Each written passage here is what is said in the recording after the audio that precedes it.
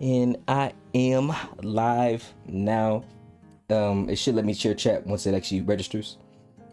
Start share chat. I'm live now, bitch. What the hell you doing? There we go. All right, cool. I sent the shared chat with you, Witty.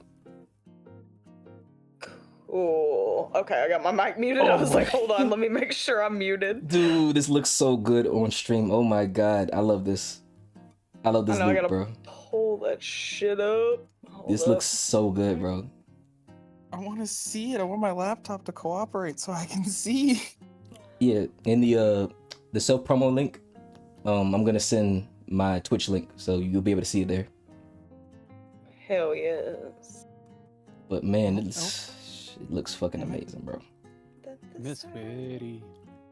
Miss Witty. Yes, sir. Man. Oh no, Sprox. As much as that redeem is great, with how often people just spam it, it gets pretty old, I ain't gonna. Yes. No, that's the fun part about certain redeems, that you just want to leave on spam, because you know people are gonna just sit there and spam. I don't mind it when Rye does it, because it's funny when Rye does it, but when everyone else just starts following it, I was like, all right, now this is just getting like out of control. Like, this is Rye. That's the Rye specialty right there. Oh, that looks so... Oh, I fucking love this. Masterpiece, ain't it? I can't pull it up on my phone, otherwise it will kick me from Discord. It's all good. It's all good. But man, we outdid ourselves, bro. We outdid ourselves. And I've been doing a lot of like behind the scenes work, talking to a lot of people, man, to get them on the podcast. A lot of people are really shy. They don't want to speak. But I think with time and, you know, the charisma that I give, we gonna slowly get some more people on here. Don't worry. Don't worry. God, I mean, yes. That's how I was till I was like, I would like to be on one day, and then just kind of. And now look at you. It works out. Now look at you. Like, hey, I've been thinking about it, and you immediately messaged me in the chat. You said yes, please. Right. Wait, what the? Okay, let me get that pulled up. Boom. There's questions. What's going on, Crab Universe? Appreciate you for contributing towards the challenge, Zenef. Thank you, thank you, thank you. Let me see here. Let me see if it's actually going through. Mute this for a second. Give me a second.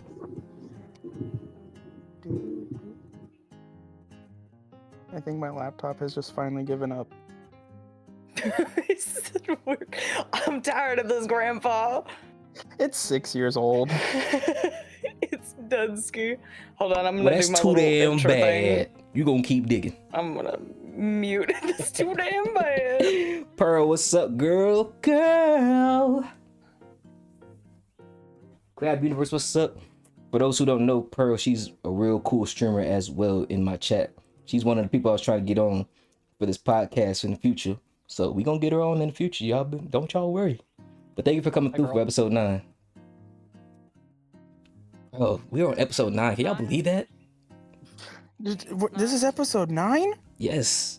It's crazy. I thought we were further than that. Man. I just fucking killed 3 people. Holy shit.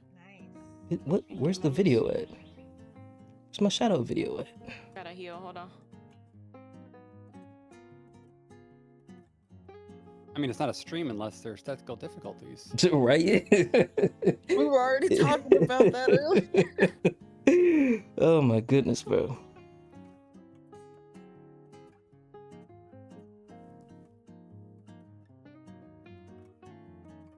Let me test out this shout out. I'm gonna just shout out Zenef real quick. See if that does anything.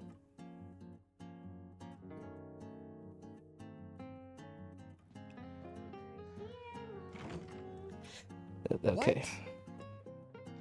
I didn't see that before. So it shows up here. What? Mommy? Why are you calling me mommy? But not here. What am I missing? That genuinely freaked me out. She was there once. I looked away and something she was about the gone. layers. What? No way. Okay. I don't know. I have no idea. Maybe I just need to. Laptop booted up. If your overlay, if your overlay layers are layered incorrectly. Oh yeah. You not lying. Hang on. So let me see where I have it at. Yeah, I gotta put this at the top. That's why. That's why it's acting like that. Right now. Sometimes I know a thing or two. Yeah. Yeah, you's an expert, man. You are the expert here, bro. Right, now let's see if this plays now. I only work here. There we go. There you go. That's what she plays. She plays a lot of Fortnite. Shit. And it's always vibes in there, bro. Always vibes in her chat. So definitely make sure to give her a follow.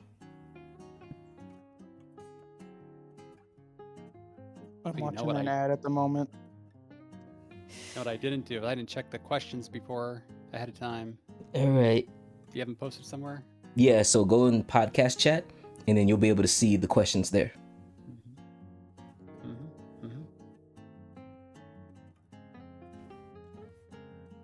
Yay, share chat. Yay. All right, cool. Is everybody ready? Here they are. I am. I'm ready as I'll ever be. Witty, you good?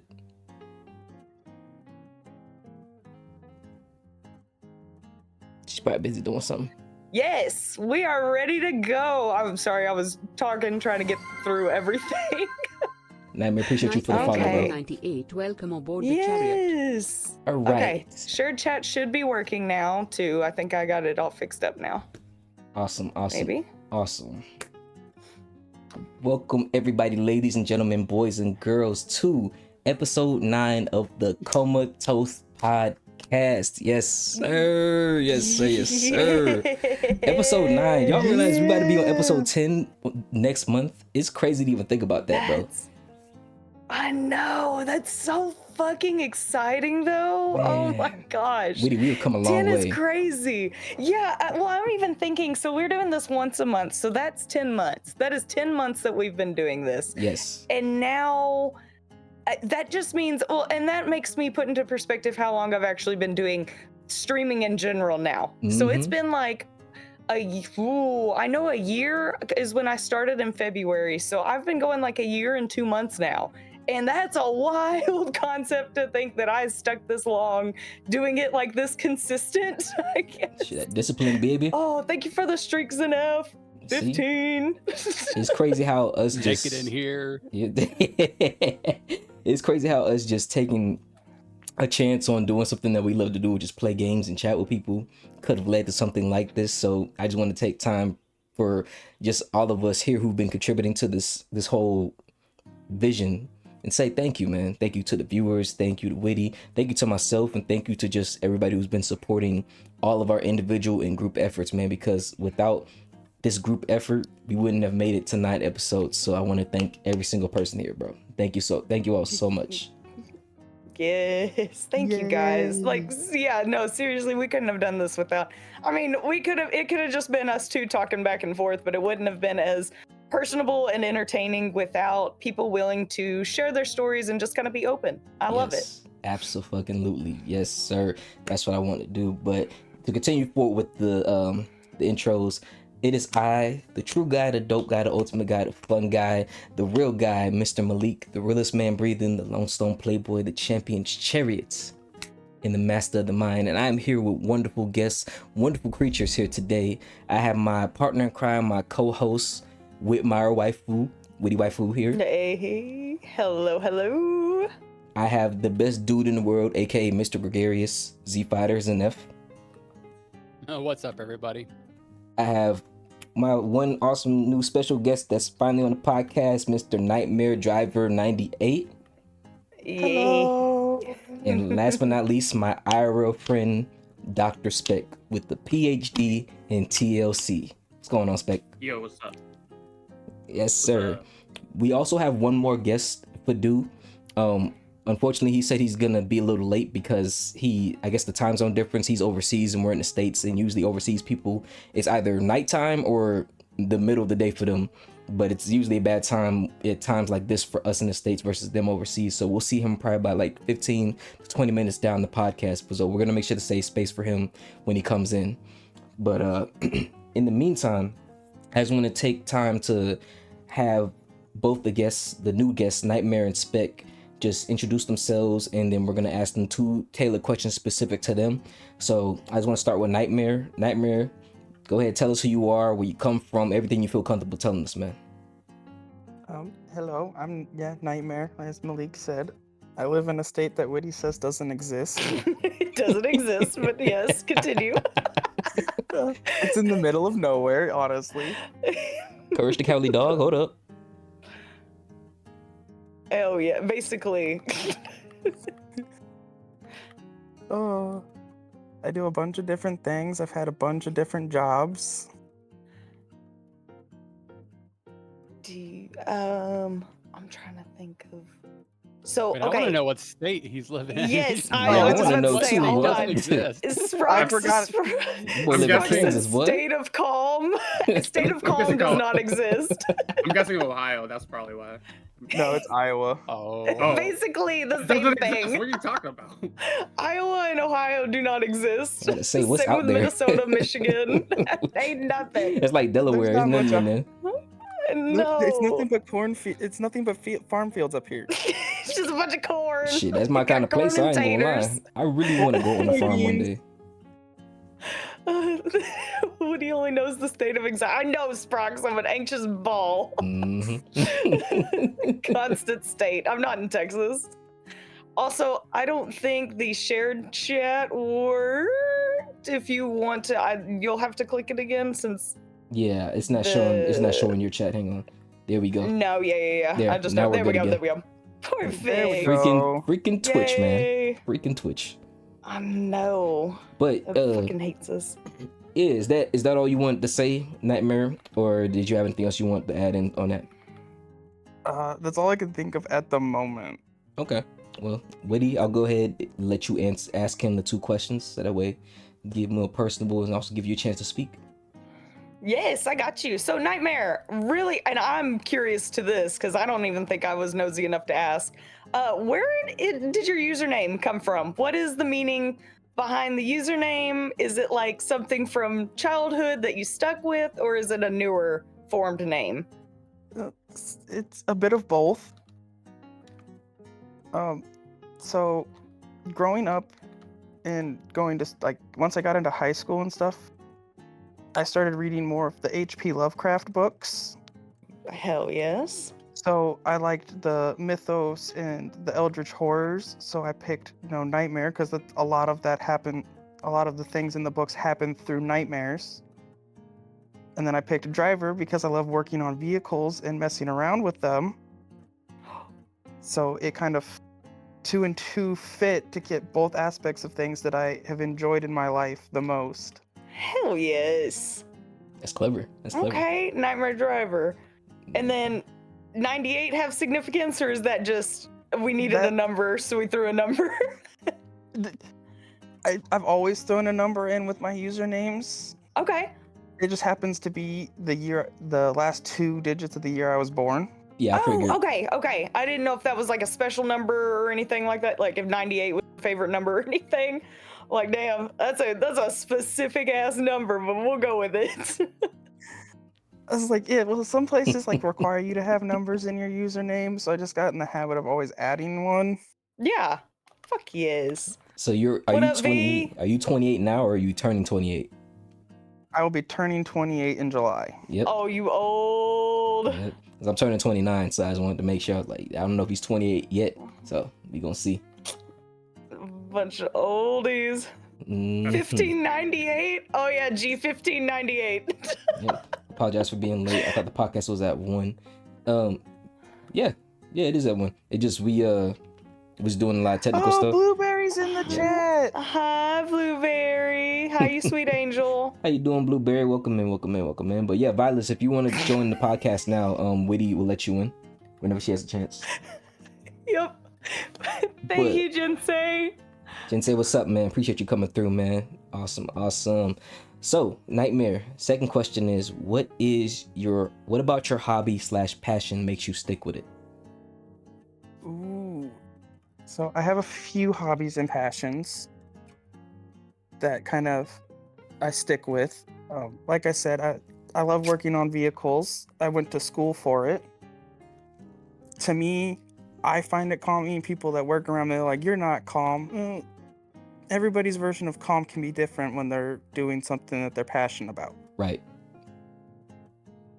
That's like my main hobby and passion is vehicles and motorcycles and anything that has a motor really and I can tinker with. God. Hey, that's real. I love That's so cool. So when you was growing up, you I- kind of like puzzles too, right? Oh, puzzles, Legos, anything that could be put together, taken apart, rebuilt. You name it. My family, I don't have any family members around. I used to take like the lamps and stuff apart and then put them back together and make them function with less parts and work better. What? That boy got Nightmare, how do you got that know that you engineer can brain. do that? Yeah, that's what I'm thinking. Like, that is so, your brain is wired so interestingly, because like if I were to do that, not figuring anything out. I can't. I don't work like that. That's so cool though. That stuff kind of ties into my ADHD and autism. I'm very, when it comes to details like that, I can literally pick a detail and I can work back from it and figure out how it functions and go from there. And Okay. Fuck yes. So it's like a hyper focus. It's almost like a literal superpower of hyper focus, of like I can sit back, analyze this, take it apart in my brain before I physically take it apart. You're like mentally taking it before physically Yes. taking it. Oh, Nightmare, your brain's cool. Oh, God, it Yeah. is, bro. I didn't realize how, like, in high school, I'm just gonna kind of do a little tangent here. In Yeah, high you're good. school, they kind of like, they expect people to want to like be book smart. They can read it from a book and understand it. Well, it's not how my brain works.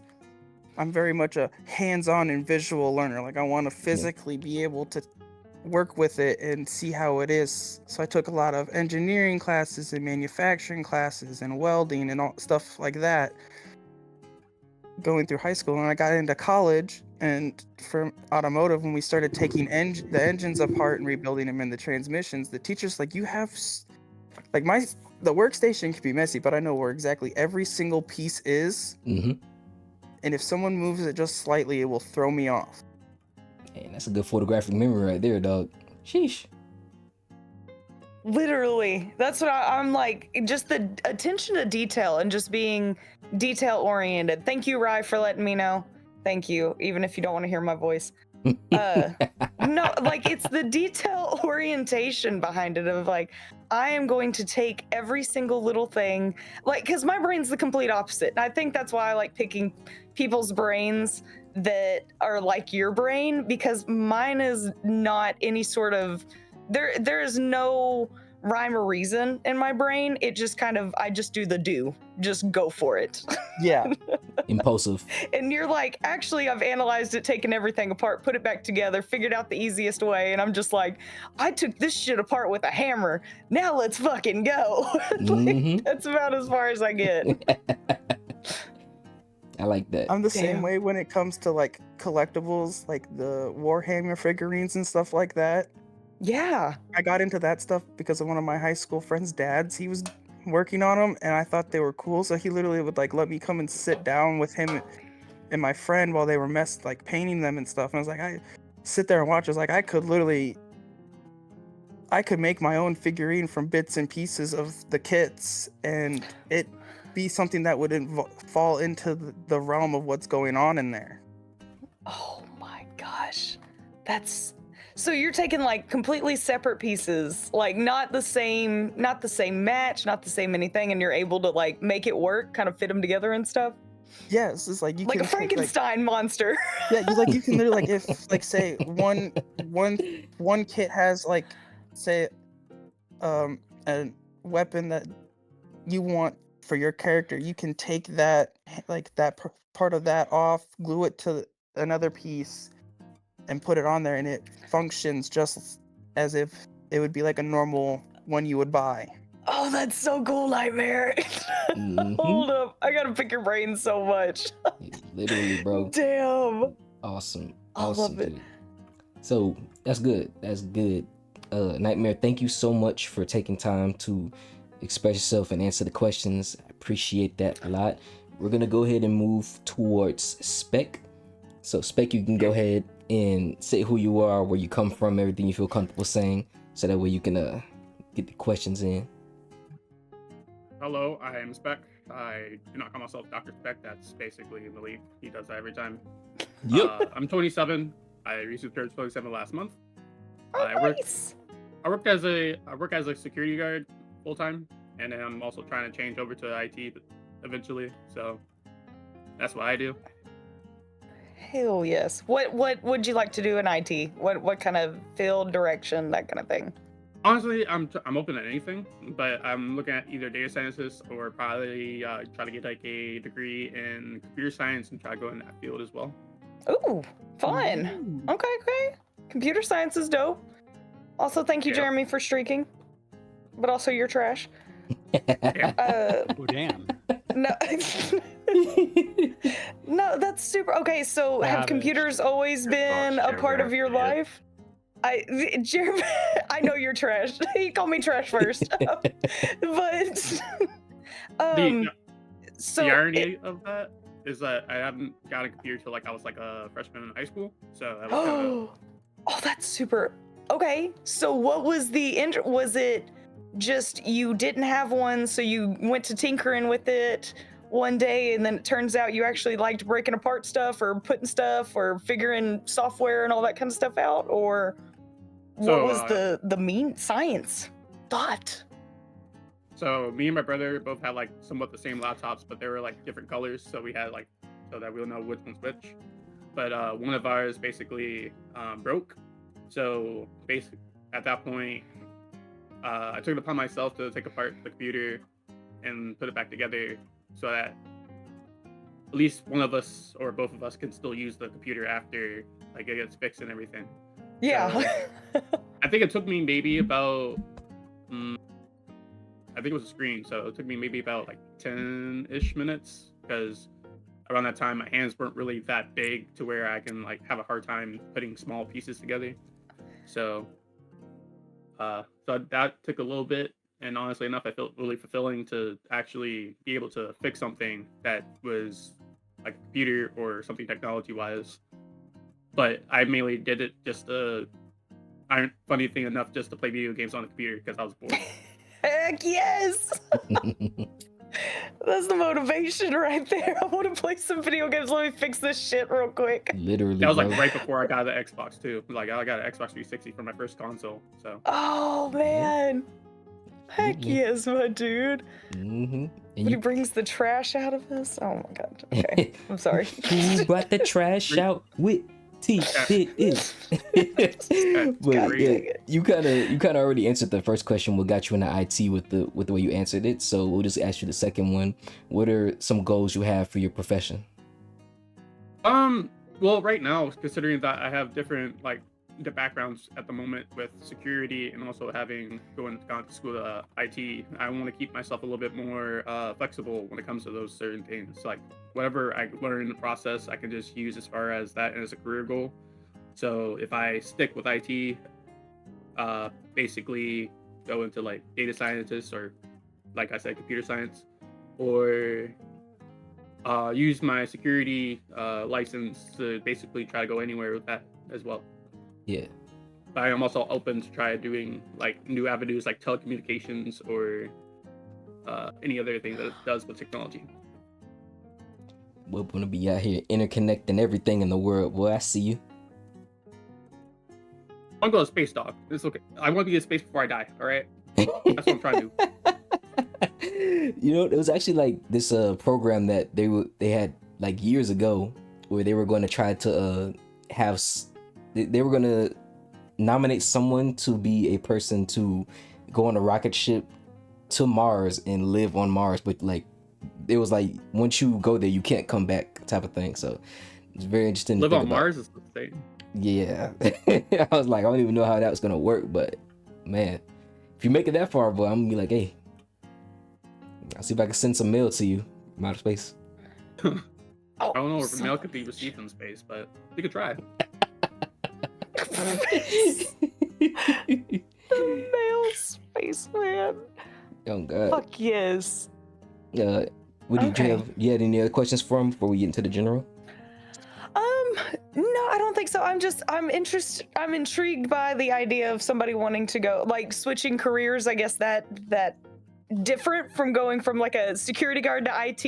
I was just more wanting to know what the wormhole of getting into IT from that, because that's not normally like the transition, I guess, to get into it. My intention was not to go into security in the first place. I was trying to get like an IT job when I was in school.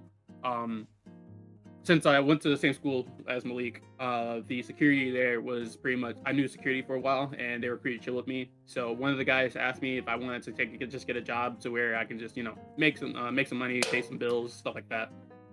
And basically I was like, that sounds like a good idea. It's easy enough. And then basically I would make some money. So I was like, I'll do that for now until I can find a new job. And whether I get to my year mark and then go back to school, or switch to IT right off the bat, was basically what the deciding factor was.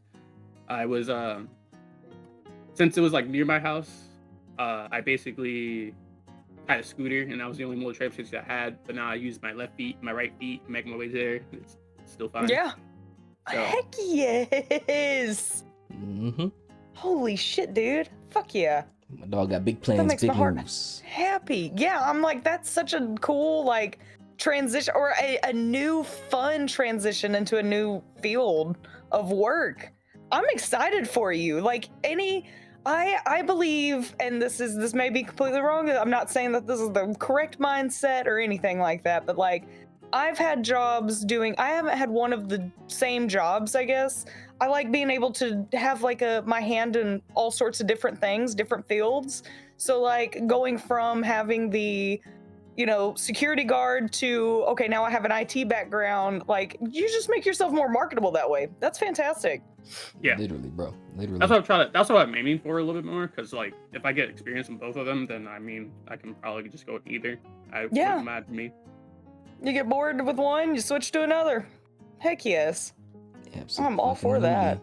Absolutely. Appreciate you, Dr. Spec. So, no problem. Shout out to the returning guests, Z-Fighter and Violus. Appreciate you both. We're going to go ahead and get into the general questions. We have 10 questions. We usually get through about like 4 to 6 of them. So, it's going to probably be the same thing for this episode as well. But we're going to keep going until we get it. Once we get to our 2-hour mark, so in this case it'll be 3 p.m. I'll just ask if anybody wants to extend for 30 minutes or an extra hour, but we'll see when we actually get there around a 15-minute mark for the last 15 minutes of the podcast. So let's go ahead and get into the first question. Witty, go ahead and ask the first question. Okay, so we have the power of a positive environment over a negative environment. So basically just harboring what is the good, bad, ugly, negative of sticking with a negative environment as opposed to a positive. Do you have any experience with having the negative switching to a positive, or a positive to negative? Just kind of any life experience, any sort of input you guys have on that? Switching from so for me, I was in a negative environment. I was living with another Army vet, because I am an Army vet, by the way. Basically, appreciate it. Yes. But he's an alcoholic. He likes to drink every day. Like after he gets out of class, I'm pretty sure he'll probably get like some type of wine and then just basically down that hatch, like the whole thing by the end of the night. Or, he'll be like, let's go get some beers, and basically, just so I can just get out, we go to a bar and basically drink a whole bunch of beer. He had a bucket of it. Like, I was like sitting there like, damn, all right. It got pretty bad, honestly. It was an everyday thing. Day drinking, going through the night, and then, I pretty much got tired of it. And coincidentally enough, he was also graduating as well, so I was pretty much glad to get out of there. After that, I moved in with another roommate that I had, and basically it was a really good time after I got done with that, because I think soon after I graduated with my associates for IT before I went to go back for my bachelor's. And honestly enough, I felt a little bit relieved because I was taking a break from alcohol and drinking a lot of water, because that was an interesting several months to spend there during, I think, 2024.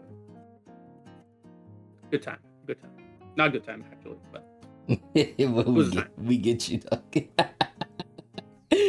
Yeah. No, I mean, it makes sense. Like being around something because alcohol is also a depressant.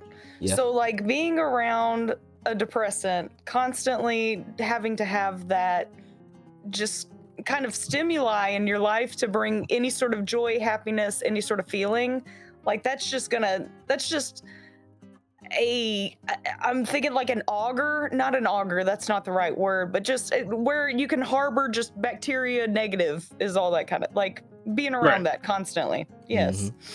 No, I'm glad you got out of that though, because it's draining. It's mentally exhausting and it's mentally draining, because then it starts taking a toll on your actual life and you accomplishing anything. Yep. And it then becomes your issue as well. Yeah, it was a crazy time. Honestly enough, it was just like it wasn't really the greatest to be around, because the fact that he just wanted to like prove that he was right about anything and everything. So yeah. So Well, I'm glad you got away. Yeah. But yeah. No. Yeah. Do you still speak with this person at all, or is it kind of one of those where you needed to cut out the poison completely? I'm cordial. I'll talk for like a bit, but after that, I probably won't talk to him for a certain amount of time. Yeah. No, that's good. Just for your mental, for everything else, just maintain your even like sobriety or your stance on alcohol now, honestly. Yeah, that's kind of where I'm at right now. Just trying to stay as sober as possible, or at the very least, have a couple drinks, but not go like on the deep end. Yeah, just have a little fun every once in a while. There's nothing wrong with that. It's when it starts to become taxing on your everyday life that's when when you start affecting others negatively, that's when I'd start to, I guess, gain issue with the said problem. Yep. Yeah, that's pretty much how it goes sometimes. Yeah, no, definitely. I just to kind of I'll touch on mine real fast. I went through a phase of life of doing I have to be as miserable as possible, and I have to make myself as miserable as possible. There's nothing necessarily wrong, not at all. I could be having a great life, but I thought that I deserved to be miserable, so I fucking just lived in misery for years, and I tried to make everything an issue. Everything was a problem. It was not healthy at all, because I then started using that as a crutch and blaming things that happened to me on just because my life is miserable. And now that I have switched, kind of switched ideas about how I want to live life, switched just how I want to tackle every day, it has honestly changed. It sounds crazy. No, not crazy. I don't like that word, but it sounds like make believe, almost being like, well, if you just start thinking positive, your life will change way better. No, it does. It really does. If you stop looking at everything like the world is out to get you, you are being, attacked, you're helpless, all this kind of stuff 24/7, I promise your life will start getting so much more refreshing, or you'll at least be excited about little monotonous things, like just little bitty things in life.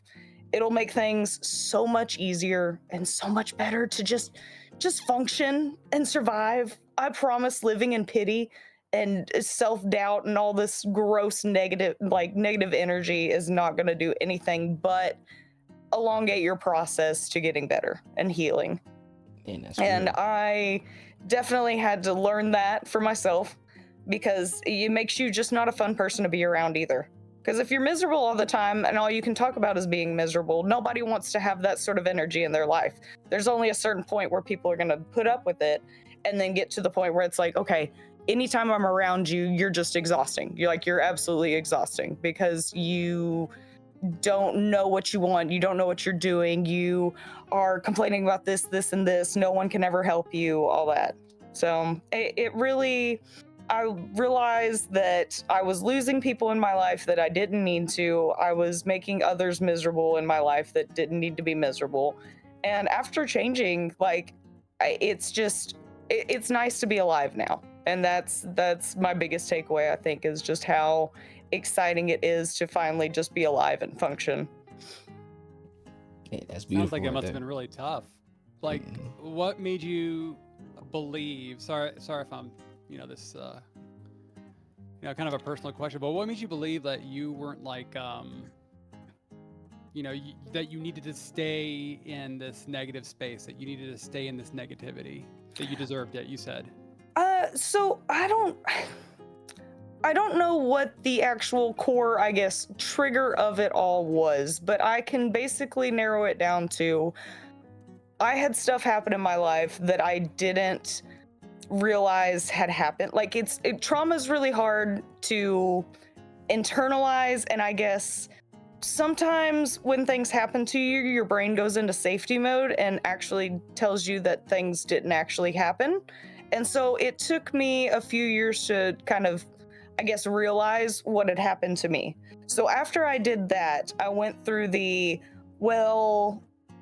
everybody has a harder life than me. This is just one thing that happened to me. I don't know why I'm miserable and sad, so I deserve to be miserable and sad because I can't figure out why I would be sad when my life is great besides this one thing that happened. And, I don't deserve to be happy if I can't enjoy life, even though my life is great.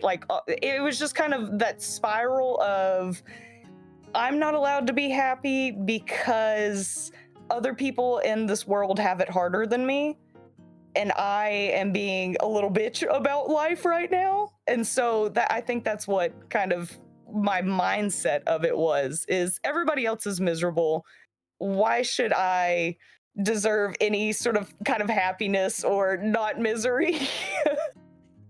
What's your outlook on it now, like compared to then? So compared to then, it's definitely a more so shitty things happen to people and you're allowed to grieve. And I allowed myself to grieve. I allowed myself to grieve. I allowed myself to feel the pain and actually go through it. I allowed myself to speak on it was the other thing and not internalize everything. So that really helped, was being able to actually put into words how I was feeling and not just let me hide all of this behind me. Thank you for the stretch, Misty. Man, that's real. But now it's like a way better mindset of just like, I know that life is hard. Life is fucking hard. It's going to be hard. Yes, there are people that have harder lives than I do, but just because my life isn't as hard as the hardest life someone else has doesn't mean that I'm not allowed to feel things. So that's kind of what really helped me switch gears on being so negative all the time. It really kind of helped that positivity come out in me. Yes, I'm sure it does. it helped kickstart that healing process. God, yes. It's also important to keep in mind that while certain areas of your life might be easier than other people, there will be areas that are harder. There might be somebody with less material wealth than you, or with a larger community, whereas you have more material wealth in a smaller community, vice versa. Exactly. And if you are better off maybe financially, but you don't have a community, then at that point you have a valid reason to be, I'm not sure what the word would be, not miserable, but longing, something like that, lonely perhaps. Yeah. No, and that's really kind of just what it boiled down to, was making myself feel large enough in this world that I mattered. Even though we're all just little specks in the world, I still mattered. And Like that's kind of what the mind frame I had to switch was. Just because I am this dot on this earth and I am this one person, I still do matter regardless. Yep. And just cause Exactly. just You have cause to. go ahead. Sorry, go ahead. You have to. Sometimes it's hard. And it takes a lot of energy, but you have to remind yourself of that sometimes. And you get in the habit of being unkind to yourself. Oh, Mhm. yeah. Mhm. Yes. And it's so easy to be unkind to yourself. Like that's like I hate hateful people, and I can't stand when people are hateful to others, but I am the first person to tear myself down. I will be the first person to make the most self-deprecating joke about myself. I will be the first to tear into anything. And it's just, I don't know if that's become a defense mechanism, kind of a safe place that I can go to, because I'm like, okay, if I can make fun of myself first, then nobody else can hold that against me now. Right. And I dog. think that's what my mindset is still to this day, but it's not as negative of the world is ending, I am ending. I'm not sitting there writing a freaking Lydia Dietz freaking poem saying, I am alone, like sitting in a dark room with a black veil on, just having a moment. Like it's not that point anymore. That was absolutely miserable. Yeah, man. The mind is a very powerful and very tricky thing.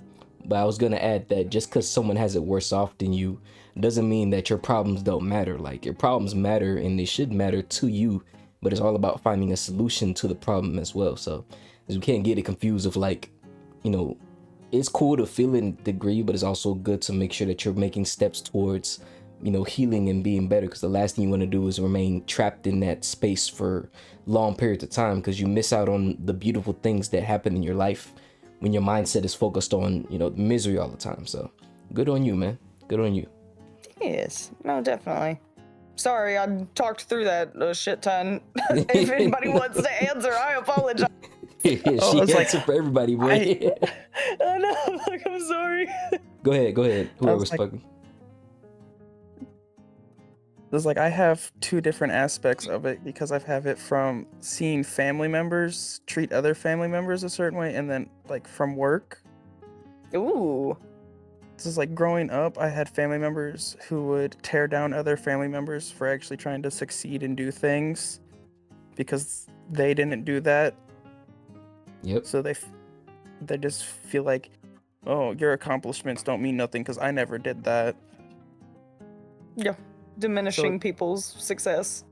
Yeah, so it got to the point I was like, you know what? I don't want that in my life, so I'm just gonna cut you guys out of my life altogether and not have to deal with it.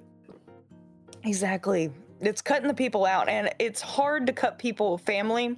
Well, no, I take that back, honestly. I'm about to say, not for me. It may be for some, but I find family is not as difficult as I thought to cut out of my life that I needed to cut out. I thought it would be way, way harder. But I guess it kind of comes from that place of maturity of knowing what I want in life now, and not wanting that negativity, not wanting that negative environment, that constant fight or flight. I'm insecure about everything. Yeah, that's very insecure. Yeah, exactly, G. That's a very insecure response. Yeah. No, it is, because it's basically showing your skin at that point of like, I hate that you're being successful, and I hate that you are doing something that I didn't think I would ever be able to accomplish, but it's because, you know, I didn't put as much effort as you put into it, but I deserve this. It's that entitlement too, of the people thinking they deserve everything. And at that, like, when I realized that blood doesn't necessarily make family. Yep. Family means people who actually care for you and support you. Yep. God, yes.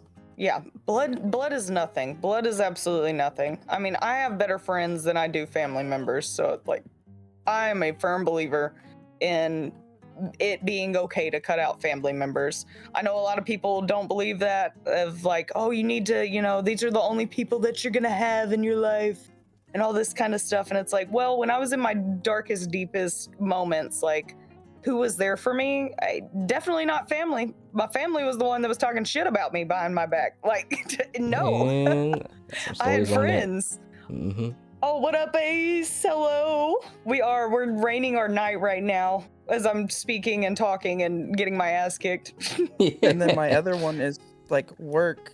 I was dealing with the robots at work, and that department, just people always causing drama and making the environment just so depressing and negative all the time. It just got to the point I was like, I don't want to deal with this. Like, didn't even want to go into work some days because I didn't want to deal with it, because I already have to take the stress from the days before home, because if something wrong happened, then we have to go and have like a little safety talk every morning about it. And it's just like, it gets to the point where it's just, you're dealing with so much stress all the time, you don't have the energy to do anything you enjoy doing. Yeah. And when your hobbies start becoming a chore because you're too exhausted to exist, Man. that's when you need to Man. look at your life real quick and figure out what the fuck you're actually doing with yourself. Delete some Because we folks out of your weren't put life. on this earth to just work and just suffer. Like, I don't care what you believe, what you think. I think we can all agree on not a single one of us was put on here to just work every single day of your life and not get to enjoy this beautiful thing we call life. Like, Yep. living is fucking fantastic. You literally have free will to do anything you would want to do in this earth. It's just a matter of, are you scared and are you willing to take chances? Yep. And are you willing to take the God. responsibility that comes with that choice? Yes, exactly. Yeah. And are you willing to, take responsibility for it? But no, Nightmare, I'm glad that you are getting away from that work toxicity, because that's the worst. Is like, if I'm having to deal with it at work and I'm having to bring it home, you've now muddled both those things and just made your safe place now your miserable place too. Because like my safe place. Oh, go. I still talk to a lot of the people that I enjoyed working with in that department while I'm doing my normal thing now. They'll come over and we'll chit chat while I'm working and everything, and they're still filling me in on what's going on. It's like, I don't feel as stressed. I don't have to like tiptoe around other people, because I'm not gonna sugarcoat things. You want my opinion, I'm gonna give you my opinion. Exactly. We're all adults. And I think that some adults don't realize that other adults will talk to you as an adult. Like, I don't know if that makes sense, but it's just, some adults are so conditioned to speaking very flat, very surface. So when they actually have a conversation with another adult who is going to not just lay down and take bullshit, it kind of throws people off. You can always tell the person that was definitely ready for you not to talk shit back, or at least have an opinion back, because they'll like immediately get that face change tone of just like, oh, you wanted to actually have a conversation about this. Oh, you didn't want me to just be negative. Oh, like, it's like, no, if we're gonna be negative, let's at least try to get a positive out of this real quick, especially at work. I'm not trying to deal with your negativity, bring it home, deal with it in my house. My house is my safe space. I burn incense, I do sage, I'm hippy dippy with that kind of stuff. So like, if I have a bad day at work, I'm walking around my apartment saging the bitch. Like, I'm trying to get rid of all this evil grossness on me. So I am saging the front door, I'm saging my clothes. Like, yep, that's real, bro. It's not healthy. Yes, it is not healthy just sit in negative environments for just a lengthy period of time. Yes, bro. Yes, and I want to touch on that for the positive and negative environment for myself too, because he mentioned a really good point about just people in social places. I don't know what this is, but the thing that pisses me off so much about when it comes to people in negative environments is folks who literally bond through gossip. You try to find something negative about somebody that you barely even know and say all these terrible things about this person, but then you too pussy to actually say it to the person's face, and you'll actually do a whole 180 and be positive and nice to that person the whole time. You got all this animosity towards this person, man. That pisses me off so much, because eventually that person's gonna find out either through another person, or they're gonna hear you, or you're finally gonna have no choice but to actually say it to that person's face. And for me, when I was in an environment like that, when you confront people who are just so they thrive and they're so easily able to switch into being two-faced. They try to make it seem like you're the one who's crazy for pointing out their bullshit and saying you're taking things too personal. Oh, it's not that deep. I'm like, bro, you are literally being a child and acting like a fucking child. And when somebody points out your bullshit, everybody around you has the same hive mind of, we gonna act this way even though it's a negative thing. And everybody who doesn't agree with that, you need to kick them out. And it's like, bro, I don't want to be around no type of people like that, which is why I have such a big boundary on, don't come to me with nobody's gossip, don't come to me with nobody's problems, don't come to me with no bullshit, because I don't like that. And whenever I see environments like that, I know I am not talking to you, because you gonna run your mouth about somebody and you would never say it to their face. And then the crazy thing is, people like that, they hate being talked about, but you talk about everybody. It's like you hate being talked about, but you talk about everybody else. You're a miserable person. You're a loser. I don't like you. Get away from me. And so yeah, that's why at work I don't talk to people. Like, I just now like started introducing myself to some people at work. Crazy story. This is no sidetrack. I haven't talked to none of the girls that I work with or anything. I was at my locker just getting ready for the day. I accidentally elbowed Shorty in her titty, and she was like, "Oh my god!" And I was like, "My bad, girl." It was the craziest interaction. And then we finally like talked, and like I introduced myself, she introduced herself, but that was my first interaction with her. I don't talk to people at work because I just know that, especially when you work in the type of job that I work in a retail spot, people talk about each other if you give them enough information. And I'm just like, I'm not gonna give you any information to where any of my business is gonna get around in this spot. I refuse, because it's like what Witty said, seeing how adults treat other adults' information is fucking disgusting in environments like that, bro. It is disgusting. It can get turned around so fast. Yep. Yes. Just misconstrued unorthodox approach. Hey, listen. Sometimes I talk to girls and I end up in the craziest situations, bro. I got a lot of stories. I didn't. That was all just. I really feel like she did that on purpose when it happened, bro. But I promise you, I was getting ready. But yeah, and bro. If you want to talk shit about Witty, Ryan, get out of here. Also, good morning, Alex. I'm so glad you're alive. But yeah, being in that type of environment really, like, it wasn't good for my mind-biting spirit, because I was just like, if I spotted an ounce of just disrespect or like anybody trying me, like, I was just like, get away from me, right? Like, I was never the type of person where I'm gonna lash out at you, but like, you could see in my demeanor, I don't know how people can just hide their emotions. Like, you gonna see I'm mad on my face, in my tone. Like, I'm gonna show visually that I am not okay, because I don't like being fake. I'm not a fake person. It irks me to be fake like that, which is why I hate being around fake people. And so when I got out of that environment and I put my boundaries up and put myself in positive environments, like, it's a breath of fresh air when you're just around people who can just tell you what it is from the get-go. I'm not a sensitive person, so I don't get offended by a lot of things.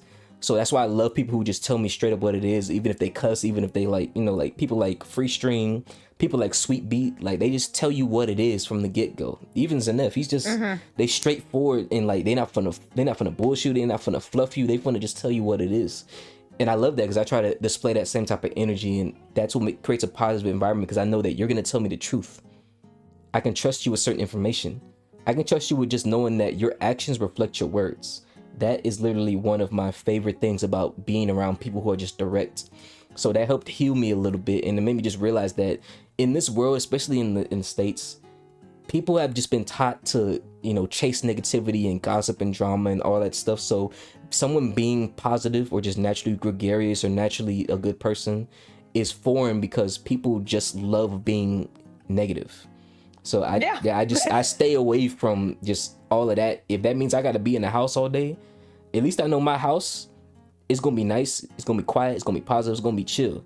Don't come to me with nobody's bullshit. Don't come to me with nobody's drama. I had to cut off a lot of family members, because my family members was just seeped in that type of negativity. It was like, they'll talk shit about each other, but never say it to each other's face until the 11th hour, or somebody's about to die. Someone is going through a crisis. That's the only time they'll actually come together and actually just finally say everything they feel about each other. But they'll never say it when it matters, when things are all calm. They'll build up all this animosity. And I'm just like, bro, that's disgusting, bro. That is disgusting for you to even act like that. I don't want to act like that. So I remove myself from a lot of people in my family. and just people who I thought was my friends. I don't like people who gossip and talk shit and just have all this fake energy about themselves. So yeah, that's the power of a positive environment versus a negative environment. It heals you. Positivity heals you. Negativity will destroy you, depending on, you know, the type of negativity it is. Some will build you, but other ones will destroy you. Yeah, and just real quick touch on this. G, you said it's like high school all over again, and that is one thing that I didn't realize would be the most true factual statement. And I feel like you can't even say it's like high school all over again because the gossip never stops. Yep. I mean, the gossip literally went from middle school to high school to college to work environment now. Like, I mean, I'm working with people age ranges from 20 to 65, and the gossip never stops. It doesn't matter age range, anything like that. It is insane how much, just like you said, people just thrive off the negativity. They just want the negativity in their life as much as they can get. They crave, it's almost like an addiction, a craving of the thrill of life, because your life is so boring that you need to stir some shit up. It gives them the attention they want. Yes. No, that's exactly what it is, Nightmare. It's the attention. It is. It's the attention seeking. What up, Alex? How you doing, man? Thanks for coming through. But yeah, you need to be grown. You grown. You are grown. Why are you acting like this, man? You are grown. I'm talking about people who are in their 40s, 50s, and 60s. You are grown. Why are you acting like this, man? Don't you ever get tired? I got tired of being negative, man. You got to get sick and tired of being sick and tired at some point, man. I don't like that. God, yes. No, yeah, that's what I'm saying. I changed my mindset. I feel so much better about just being a person. Yeah, bro. But yeah, we lingered on this question a lot because it's a good question. But let's go ahead and move on. No, I love that question. Yeah, let's go on to question number 2. I really feel like Zenef will be able to add more on this because I love this question. How neurotypical and neurodivergent individuals can have meaningful conversations and connect. I want to go ahead and start because I actually spoke to Mego about this and got some of her insight on it. And she said just asking that question in general is a way for us to start connecting because, you know, how they view things and how they connect the dots and do certain things with their neurodivergent brain is obviously going to be different than a neurotypical brain. So it's good to just ask those questions so that way they can understand, like, if someone with ADHD has a problem, how they decide to go about solving the problem versus how someone who's neurotypical, because I consider myself neurotypical, I'm not diagnosed with nothing, how I would go about solving the problem. I can speak on this. Go ahead. Yeah, that's what I love. I love that because we're gonna have Nightmare's opinion, and then I have the other side, I guess, too. Fuck yes. Yeah. Go ahead, Nightmare. Hit us with it. Yeah, hit us with it, Nightmare. Well, like I know I've said it. Like I don't know if like I've mentioned it like when you guys have been in like streaming and I've been in chat or whatever. But I am diagnosed with autism and ADHD. Okay. So as like there are social cues and stuff that I don't pick up on, says other people will. So sometimes having conversations, I can misinterpret what you're saying or you're meaning and not realize it. So I'll end up asking like a clarifying question, and some people, you know, it can ruin the whole conversation for somebody like me because I'm just trying to understand and follow the conversation and make a connection with you. And some people can get upset about it. Other people, like my family, they've dealt with me. They've learned, you know, it's like you have to come at me a certain way with certain questions because it can throw me off if you're like too straightforward or you're trying to like skirt around the actual main question of what you're trying to ask. Yes, that's what I was gonna kind of touch on, I guess, real quick with the or add on to that. So that's one thing I'll say, like trial is very open, so I feel okay with speaking about this. But like trial is autistic, and he very much told me the way that he needs communication is it needs to be very blunt, direct, straightforward. It's not, do not hit me with a, well, it could be this and it might be. He's like, no, I need the, don't do like a play, almost like just a play on the sentence, play on words, all that kind of stuff. He's like, I very much appreciate direct, questions, direct answers, all that kind of stuff. And it's like, okay, that's something that I can easily fix in my verbiage and my wording when we have everyday conversations, because that's not how my brain thinks. But also, I very much enjoy having conversation with you. So I want to fix my verbiage, fix anything to where I'm able to, speak and have a conversation where nobody is having to question what is actually happening. Where are we going with this conversation? Is this, being misinterpreted? Kind of like you said, Nightmare. It's the misinterpretation of it all that I feel is the biggest. And I don't like using issue, but the biggest issue I think is like we don't take time to learn how to speak to each other very well. Yeah, that's really all it is. Go ahead.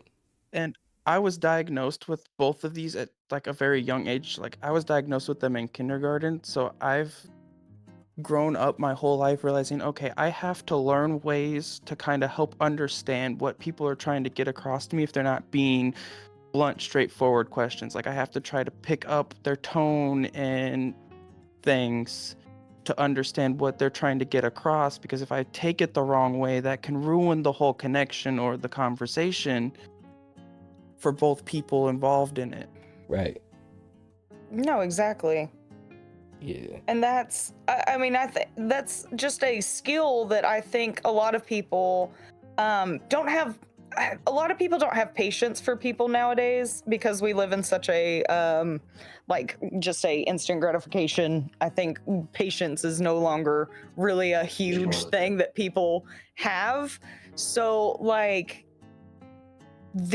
having the patience to be able to not be corrected, but say like you're in a situation, Nightmare, and you misinterpreted something and you need clarification. So being someone like me giving the clarification, making sure that I'm giving it in a proper tone, manner. I'm not doing it to be like, oh, well, what are you, stupid? You can't figure out what I said? Anything like that. Like it's gotta be just the patience on both ends of, our brains are all different. We're all thinking different things. What I'm saying out loud may or may not be interpreted differently in your brain. So we need to just make sure we have that grace of, let's take a moment, let's step back. Does everybody understand? Is everybody on the same page? Okay, we're not on the same page.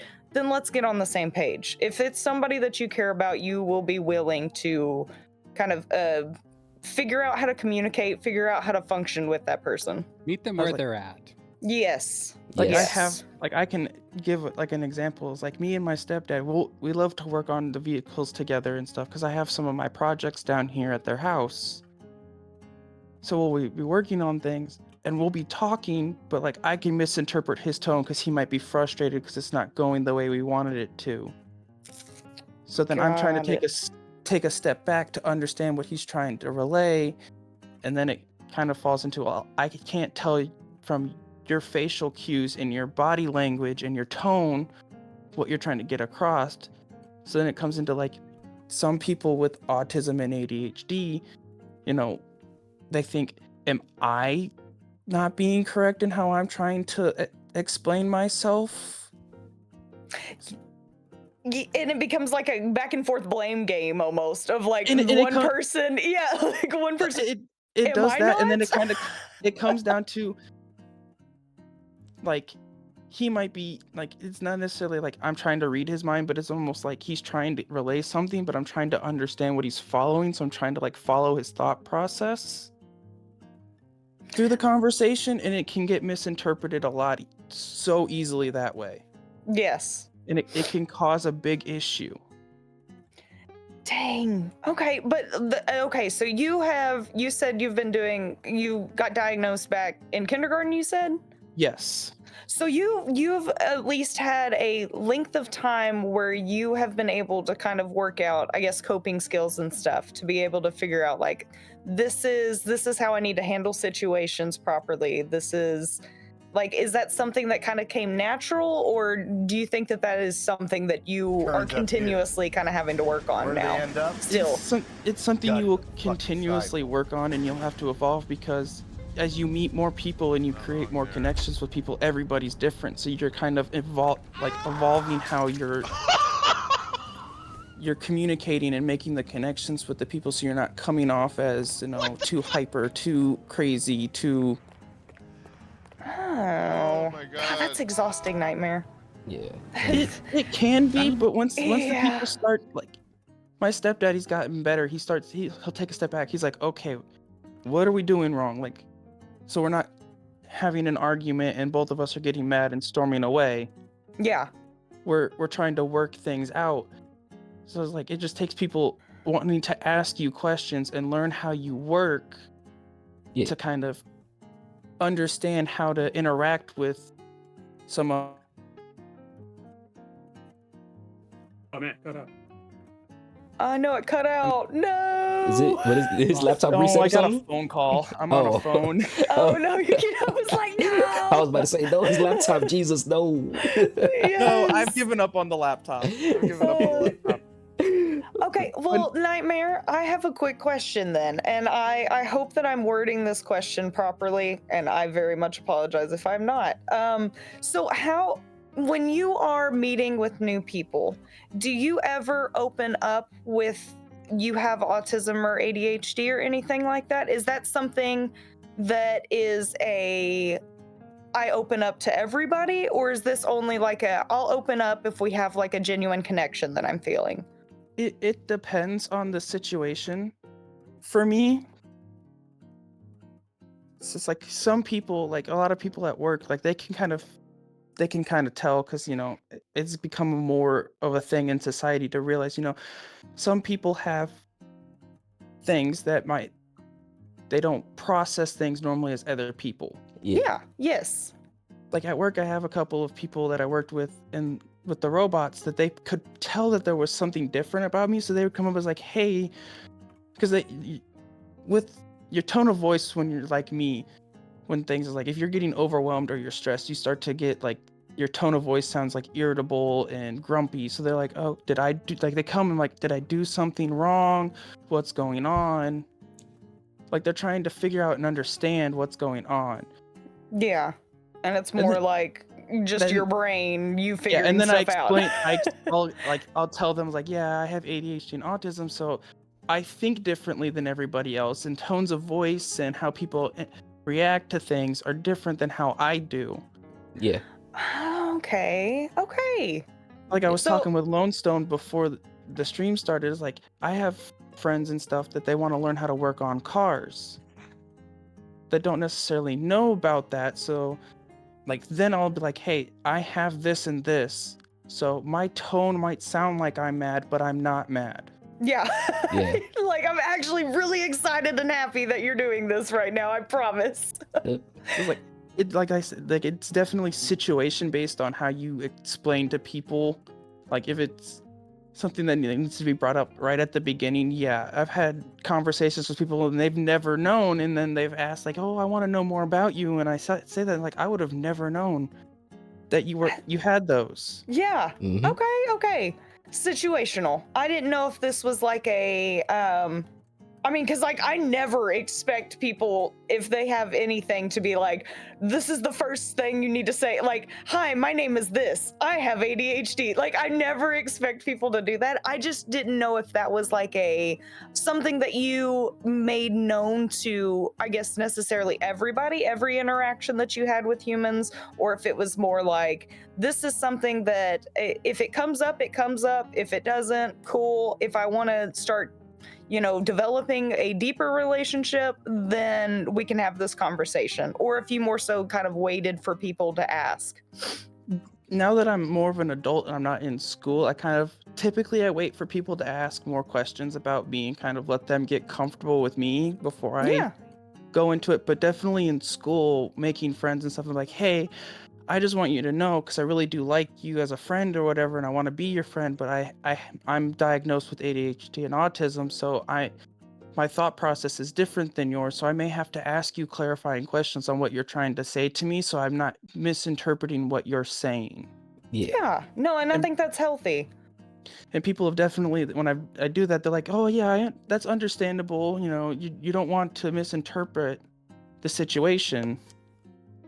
God, no. Because that's the last thing you want to deal with is like, you guys are getting along great. It's just a matter of one of us mistook or misunderstood this one word that one of us just said, and it ruined the whole, situation for no reason. Yep. I feel that on a level of dating. People don't take the time to even try and understand my neurodivergent brain and cut it off even before a proper conversation. Yeah, and dating has got to be, I guess, really difficult with any sort of neurodivergency because It's a nightmare. yeah, like you either come off, and this is kind of what my observation is you either come off as like the quirky weird person that somebody's like, I love this weird human, this is great, or you get found by the opposite side of that spectrum of the people that are like, this person's fucking weird, why are they being themselves, like what's wrong with them? Yes. It becomes so surface level, and then people start getting into the people that are like, well, I don't know if I can handle that, in my life, that sort of, stress, trauma, your brain working differently. It's no. And I can't imagine, that fucking sucks. And they're only focused on just like thinking that, like, people who don't want to take the time to actually understand somebody on that level is just thinking that everybody has the same mindset as them, which is literally impossible. You think your way because that's everything that you've led up to your way of thinking has led to you thinking that way. It's not every single person in the world. And with dating, everybody's more focused on not being hurt versus trying to actually be open to learn about someone, because in any relationship you have to be vulnerable to some degree in order for it to grow.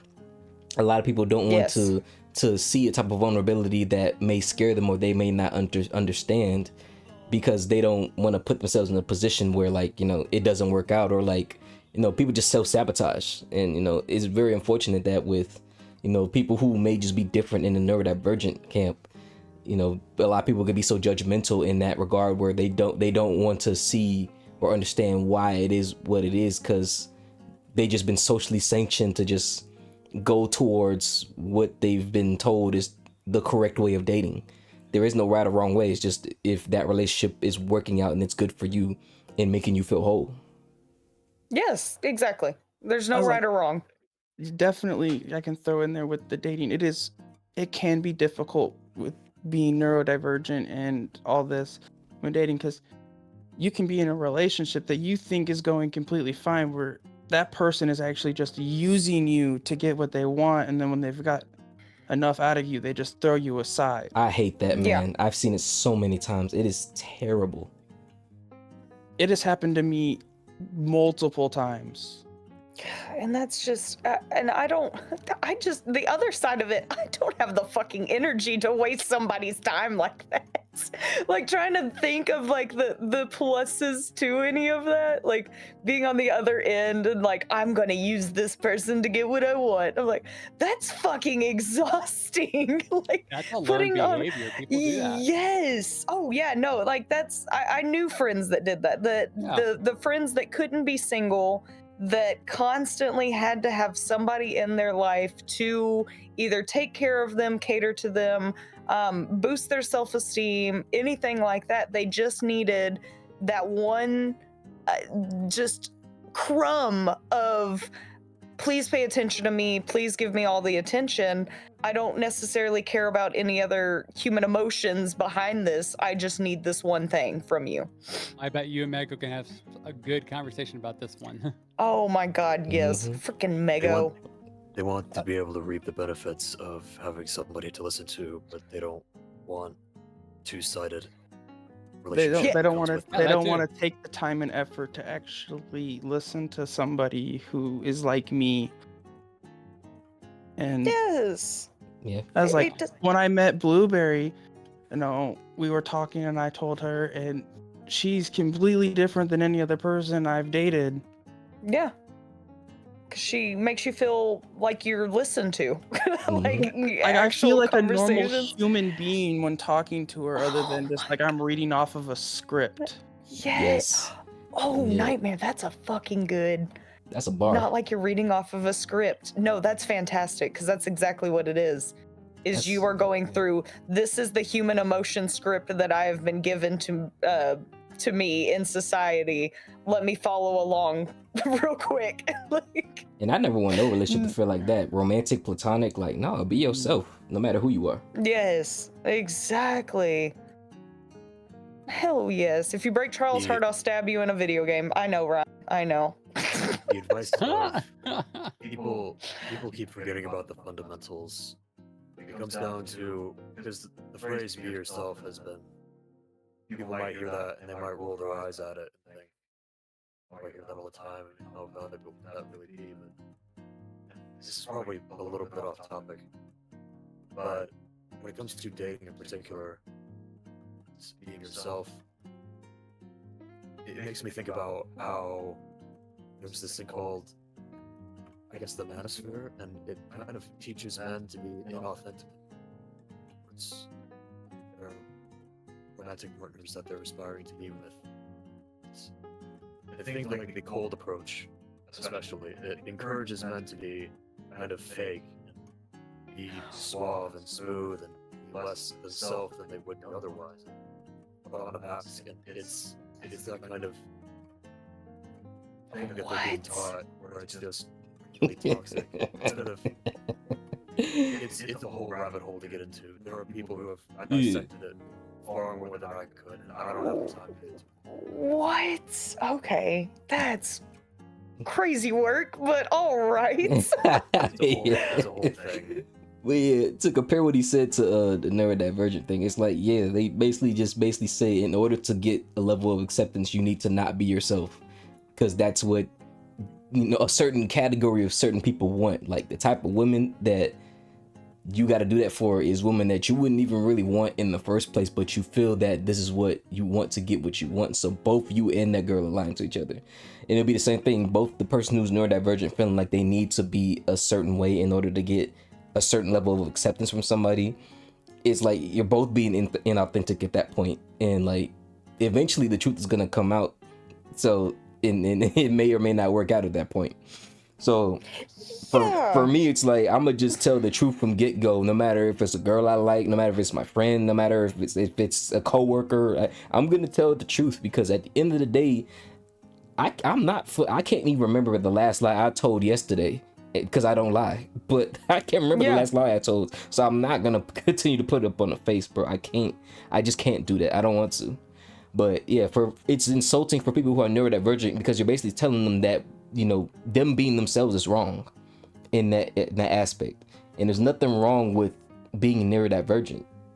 There's nothing wrong with that. No, fuck no, not even a little bit. Like, people who think that it's some weird cryptic thing that it's your mind is so it's like a caged tiger and I can't figure it out. And it's like, no, all that it is when I talk to Trial, I just need to be a little direct with what I'm saying. That's it.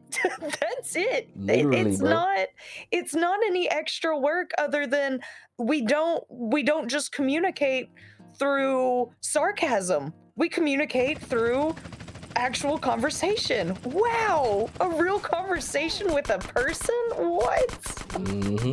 It's weird how that's become such a, like, it's almost like a weakest link kind of thing that people kind of equate it to, of like, no, you know, you have trauma, you're messed up, I can't be around this, you know, I can't have all this added to my life. And it's like, no, I've never been diagnosed with nothing, but I know this brain is fucked up somehow.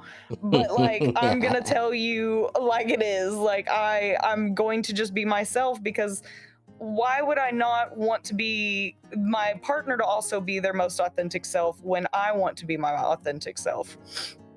The worst thing about it is, I'll say this real quick, is neurodivergent people will, best I can tell, kind of be gaslit into thinking that they themselves are not enough, and they'll think to themselves that they're the problem in some way.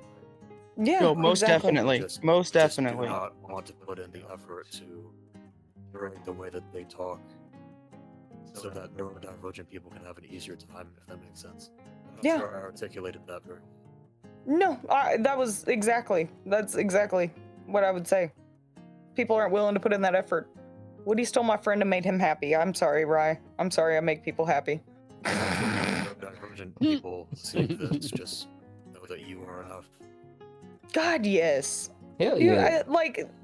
There ain't nothing, and I think that's what's so gross, I think, about some people is like, it's gotten to the point where like, if you have anything, people just, I don't know, we've gotten a little bit better with the mental health, I think, of, we're all acknowledging that mental health is a thing now, which is, you know, kind of nice, but at the same time, I still feel like it's almost like a label that people try to dodge. And it's like, why what? No, that doesn't make any sense why you would try to dodge somebody because shame almost. Yes, because hey, their brain just thinks a little bit different. That's it. Your brain's just a little bit more, it's wired a little bit more different. Wow, cool. It's not like we're all completely different. It's that need for acceptance in those social like cliques and stuff, man. People don't want to be the odd man out, and if you're that odd man out, or if you like somebody who's the odd man out, they'll automatically outcast you, and it's like, that's not groups you need to even be in the first place, because a real group would accept anybody no matter who they are, what they stand for, what their sexual orientation is, whether they're neurodivergent. People just feel the need to ostracize someone who doesn't have the same, you know, mindset or lifestyle as them. And it's like, we're all individuals at the end of the day. So sitting here trying to make somebody feel bad for being different is insulting them, insulting individualism as a whole. Everybody's free to be exactly who they want to be. Hi, Harold. Harold the Header. But that was a good one. I do want to end off this question saying that some of the best friendships and relationships have come from the people I've met who are neurodivergent. Like Zenef is one of my favorite people in the entire world, along with Mego and a lot of everybody else who has told me that they're neurodivergent, bro. Like, I really appreciate all my neurodivergent people, for real. You're invited to the party. The neurodivergent party. I'm gonna be like the only neurotypical one. It's gonna be me and Witty just turning up with the rest of the. So you're invited. Yes. But no, it's real, bro, because it's like, it just made me realize that we all human beings at the end of the day. Equipment. Yeah, literally, bro. We're all human beings at the end of the day. I don't look at him as like, oh, he's ADHD. I look like, no, this is Zenef, bro. He just happens to see things a lot differently than I do. Like, same thing with Nightmare. He just sees things differently than I do. I see a lot more squirrels. Yeah, exactly. Well, and it's also just like the idea of like, I mean, I've never been tested. Doesn't mean I don't have it, but I don't have that label. Does that mean that your perspective of me is going to change if I were to ever get that label? And that's what I don't understand, is what changed that person, that human being, so much with just a word attached to them now. Well, how did that change anything about that person? It didn't. People just, they see labels, and people are so into labels. Labels is a thing. You have to have a label. You have to have something. You got to be, you know, the most normal, the most greatest, the best at everything you do. Like, it's just, we as a society we cling on to labels, and I just don't get that. Oh my God. Yeah, Speaking of mental easy. Health, you guys should get Harold the Hatter on this podcast. Heck yes. Harold would be Harold, I would pick the fuck out of your brain. You are amazing. Yeah, we all gonna have that shit. Go ahead. Yeah, that's why Harold is I love watching Harold, because when Harold plays his games, he is going through it as a mental health viewpoint. Like, okay, why would this person have this addiction? What caused this addiction?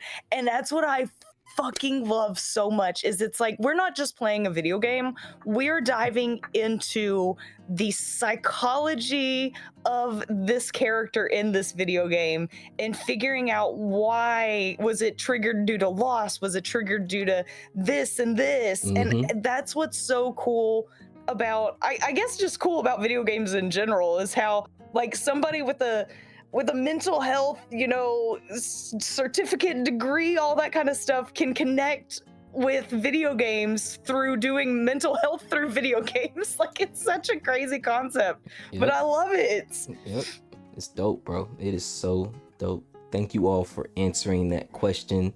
You all are wonderful. You all are amazing magical creatures, whether you're neurodivergent or neurotypical. You're amazing. Appreciate you all. Let's go ahead and go to this third question, which is, Witty, go ahead and say that third question. Okay, so we got male safe spaces, how men can support each other's emotions, and how we can better express ourselves without fear of rejection. And I'm curious, as a bystander, I guess, of how I'll just kind of add to that question, I guess, how women can help men with this idea.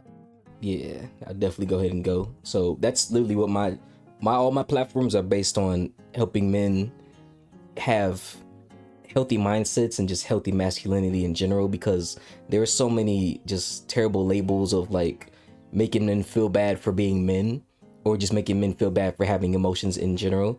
And I try to always predicate my platforms so way every man, no matter, you know, what he stands for, no matter what he thinks masculinity is, you can just be authentically yourself and express yourself the way you see fit. Because at the end of the day, we're human beings first. You know, we're men, but we're human beings, so we all deserve that grace, that understanding, that patience. I read a book called Battle Cry by Jason Wilson, black man from Detroit, Michigan. That's probably one of the roughest inner cities you could ever grow up in. And he teaches young men how to not only fight through like learning martial arts, but also master and control their emotions by understanding in the heat of the moment what they're feeling, how to process it, and how to not let it stop them from, you know, doing what they need to do. Because at the end of the day, we have to be responsible, you know, as men. But there's so much pressure put on us without enough grace that we need. So I try to always make sure that I give the men in my space the grace. Like, you can ask Spec and any of my friends, like, I always give men the grace to cry, to express themselves. Like, I never will tell a man to be a man or man up. I feel like it's the worst thing you could ever tell a man who is already at his lowest point. You're basically spitting on him by telling him to be a man. He's at his lowest point. Here. He doesn't need to hear that shit. So for me, I just feel that the best way is to just give that man the grace to feel. Give that man the grace to express their emotions. Give that man the safety to know that you're not going to weaponize his shit later on down the line because you get mad. And that's some of the things for Witty that women will do, is that they gather information to use it against their man, or just men in general, in order to get that man and manipulate him into doing something that's beneficial for her. Because for a lot of women, it's more of like they want a man to be vulnerable only when it benefits them, or only when it's predicated towards them. So it's just not making it about you, but making it more about, I want to make sure my man knows that he is happy, he is heard, he is seen, he is wanted. Just like how women want to feel that, men want to feel that as well. We want to feel wanted, we want to feel needed, we want to feel heard, we want to feel supported. We want to know that this woman genuinely loves me, not for what I provide, but just for who I am as a person. That's what men need. Okay, no, that's good. That's good insight, because that's, I think, what I struggle with is how to not, I guess, baby or feel like I'm being yes. Oh, good fucking word. Yes, condescending. Yeah. Condescending, that's exactly what it is. How to not make me feel like I am going, oh, well, you know, do you need to take a moment? Are you not strong enough to handle it? Like, that kind of thing. Because it's not. Like, I am all about mental health. Take care of yourself. Shit. Like, I need you to take care of yourself, because if you can't take care of yourself, how are you gonna help me out in my lowest? Like, we gotta both mentally be all right. But it doesn't, I don't ever want it to come across as something like condescending. Yep. Any other men want to speak on this? I think when it comes to, I guess, having like a male safe place, like, yeah, you can have like your selected people that you want. Like, for me, me and Malik live like 2 hours away from each other, so I don't really get to see him as often as like when he was like maybe 30 minutes away. But like, I also talk to him every now and again about my issues, or at least like something that's troubling me. Yeah. So, like, I also have my roommates as well, to where I can actually confine in them if needed. So it's basically, I get a woman's perspective. I get a man. I basically get an older man's perspective. So basically, it's kind of like I try to get as much perspective as possible when it comes to having like that safe space, or at least having something confide in someone without having to like go to someone that's a stranger. Because I do go to the VA. I do talk to like a stranger, technically that's trained to actually, to talk to me and basically see about what's going on in my head. Yeah. But it feels also relaxing to know that, it's with a friend rather than, with a stranger that basically just logs everything down. And honestly enough, it's like one of those things. Mm-hmm. So, quick question about speaking. So, is it more preferred to as a male? Because I'd say it's a little bit different for me because I am very comfortable talking to men as opposed to women. Do you feel safer in a more male-oriented space that is safe, or is it more so dependent upon like closeness to begin with, or is it like females are typically someone that you wouldn't seek out first, I guess? For me, I think it would be closeness, because when it comes to people, I don't really like particular people, like any particular people, until I get to Yeah. meet them. So I can't really like say for certain like I'm gonna like be jumping right on board on someone else's ship and be like, hey, let's sail together. Yeah. No, I'm basically I'm gonna feel you out, see how you operate before I even decide on if I want to be friends with you or not. Sometimes, Got it. sometimes, it's like that one thing to where you just do something and then you guys end up being friends, and then eventually down the line you find something in like in general that just proves that you guys don't really collaborate with each other. Yeah. So it just really depends. For the longest I confided mostly in women, which wasn't really the greatest, because then after that my business gets like aired out. Yes. And then Yeah. after that it's just more of like I just keep to myself, because men sometimes they get to bully each other. Growing up, bullying was a thing. I see that there's a question about that later, but guys kind of bully one way, girls bully another way. So at that point, it's just more just selective on who to trust, rather than going to a certain person, like certain which gender, basically. Okay. Yeah.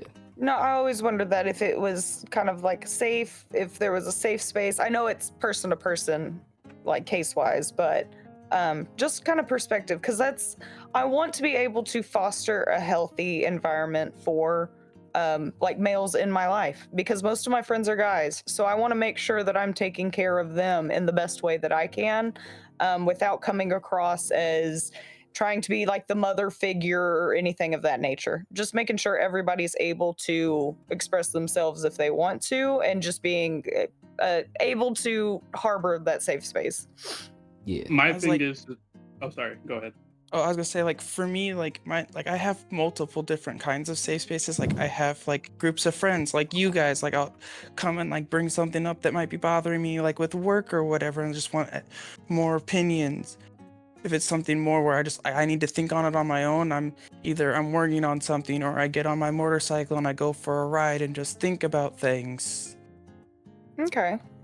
This is like having different kinds of safe spaces can kind of help, because it's like if it's something you don't necessarily want to talk about at the moment, you can go think on it, think it over, and be like, all right, maybe I need some other people's like how like what they think, like if I like their input on it type of thing. Okay. So just Sure. multiple inputs. Yep. Yeah. Honestly, hold on. Solid Snook got a good question up in here, I think. Yeah. Hold up. Yeah. What you saying? I can read it if you need me. Yeah, hold on. Let me answer Pixel real fast. Yeah. My male friends are few and far between. I don't know. I just don't vibe with most of them. I'm the same way, Pixel, with women. It is very hard for me to vibe with women, and I haven't figured that one out yet. I don't know, but that's just kind of how I feel. Same goes with doctors and therapists too. I had a male therapist once and it was terrible. And same, my male therapist I loved more than my female therapist. It takes a lot for me to click. Yeah.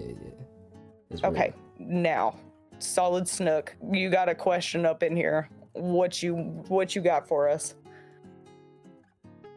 He said, okay. It's in the podcast thing, or are you talking about in the chat? No, in the chat. He said something about, honestly, I'd also touch on male and female friendships, supporting each other and really hearing each other out. I've got close friendships with both genders, and knowing I can vent my stuff out to either side is powerful, but there's a barrier of understanding different approaches to problems and definitely keeping in mind that their experience vary a lot. And yes, one thing I will never forget that my dad always told me growing up is anytime me and him would butt heads, he would go, you know what? I have never been a 16-year-old girl before. Yep. I don't understand how 16-year-old girls think.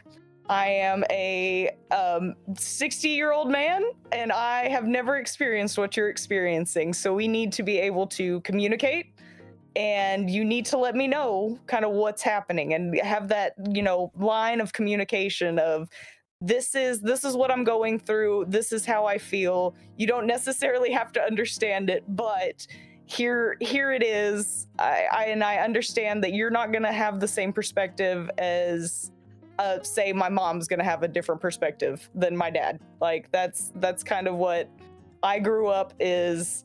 Girls and guys think different regardless. Yeah. We just all have different brains. We're wired a little bit different. That's just the way it is. I see a cool rock, I'm like, oh my gosh, this is a cool rock. Heck yes. God, I love me some cool rocks. Right. Yeah, for me it's just emotional maturity. What's up, Violet? You got something? Go ahead. Okay.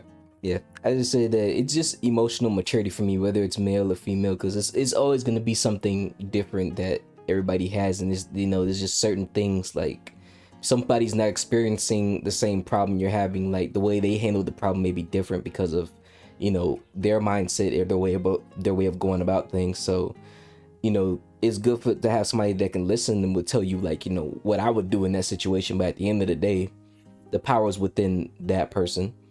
But yeah, I've had both male and female friends where I was able to express and vent things too. It's a lot easier for me to vent certain things about being a man to other men. Some of the women that I vent to is I get a good perspective from a female perspective about certain things.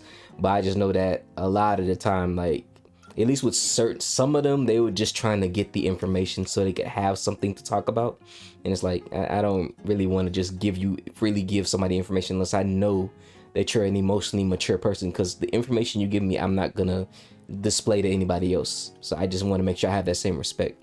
So that's what it was for me. Exactly. No. Okay. No, that's good insight. That's good insight on my end, because that is something that, like I said, I've never been a 20, 30, 40-year-old male before. So having an idea of what is kind of the best for, different opinions on this is how I handle different things, it really helps me out. Kind of knowing how to, build my relationships a little bit better with my friends. Fedew's finally here. Fedew, raise your hand, bro. Fedew! Yeah, Fedew's here. Yeah. What up, Fedew? Witty never been a dude. You know what, Pixel? I'm not too sure about that. No. What's up, Fedew? How you doing, man? What's up? I'm good. How are you? Fantastic, man. Gucci, dude. Don't ever apologize. You. Fedew was in chat. I was confused. I was looking for him, but I couldn't see any messages. Yeah, it's all good. For a second, I thought you meant fondue, and then I realized Everybody's like, cheese? Yes. It might as well be. But guys, this is another fellow One Pace editor, Fedew. He's editing with Zenef for the One Pace project. For those who don't know what that is, it basically strives to make One Pace flow like the manga. And he made an amazing ass freaking edit for Wano called Onigashima Pace. He's such a cool ass dude, real chill. I was watching him edit One Pace on Twitch once, And I'm so glad they were able to actually have him on for the podcast. So Fedew, thank you for taking time out of your busy schedule to come through. We have like 20 minutes before it's time for us to go. But I do want to make sure to get Fedew's questions done before we move on to the next questions. So Fedew, just tell us about yourself, who you are, what you feel comfortable telling us, man. Okay. Thank you for having me here. I'm a little bit nervous, but I can tell you I am 21 years old. I started editing on One Piece in 2023, and I'm still doing it today. Currently I'm a little bit more inactive than before because I recently got 2 jobs. I went from 0 to 2, so I'm pretty busy, but I'm still working on editing Wano whenever I can, and also working on quality control for other arcs of One Piece. Hell yes, dude. 21 freaking working on this stuff. That is fantastic. Some talented Oh people my all gosh, over the world. dude. Yes. Talented. That's phenomenal. Hell yeah. Well, Witty, you can go ahead and ask him the first question. Okay, let me scroll up real fast. Okay. So what got you into editing? So, like, if you want to talk about what got you into One Piece editing, you can, or just like editing in general, either or if you want to touch on both.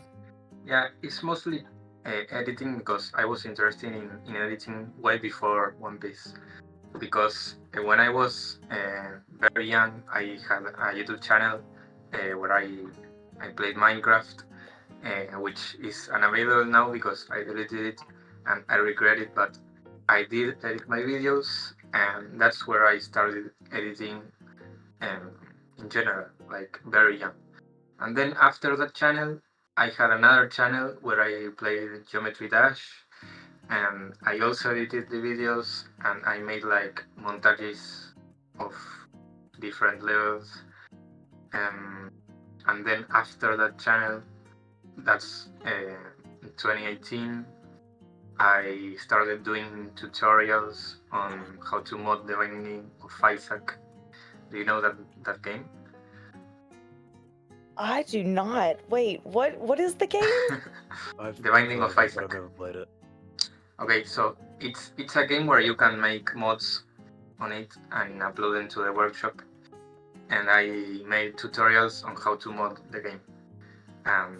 That's cool. And those are available on my channel yet. I didn't delete them. What? And then after making all those tutorials, that's where I got into One Piece. Well, I got into anime in general. Then I discovered One Piece. I watched One Piece through One Piece actually on my first watch. And when I hit the last episode of One Piece, I went into the original anime, and it was so fucking bad. I was like, I need to help on this because Wano on One Piece at that moment was going very slowly. Mm-hmm. There were like 2 episodes per year, basically. And so what I did was take it upon myself and start editing it by myself because someone needed to do it. It was so bad. So I started.